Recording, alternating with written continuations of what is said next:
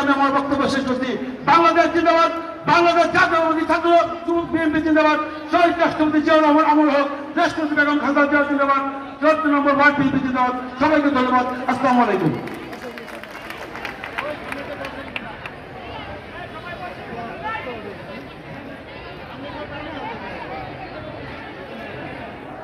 ধন্যবাদ। এ পর্যায়ে বক্তব্য নিয়ে আসছেন সবুজবাগ থানা বিএনপির সাবেক সাংগঠনিক সম্পাদক কাজী ইয়াসিন বাবু, কাজী ইয়াহিয়া বাবু।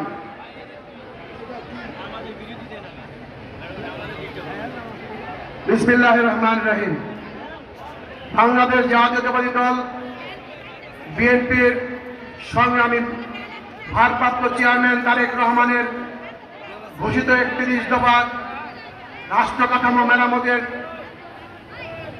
বাস্তবায়নের লক্ষ্যে আজকে সবুজবাগ থানা ঢাকা মহানগর দক্ষিণ বিএনপি কর্তৃক আয়োজিত কর্মশালা আজকের সভার সম্মানিত সভাপতি তৃণমূল থেকে গড়ে ওঠা নেতৃত্ব